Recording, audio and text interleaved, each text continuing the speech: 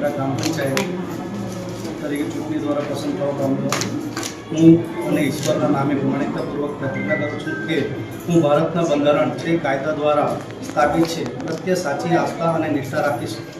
એ પણ પ્રતિજ્ઞા કરું છું કે હું ભારતની સાર્વભૌમિક સત્તા અને અખંડતાની જાળવી રાખીશ અને મારા પદની ફરજો નિષ્ઠાપૂર્વક ઈમાનદારીપૂર્વક અને મારી શ્રેષ્ઠ ક્ષમતા જ્ઞાન અને વિવેક અનુસાર બજાવીશ તથા કોઈપણ પ્રકારના ભય પક્ષપાત લગાવ અથવા દ્વેષ વિના કાર્ય કરીશ।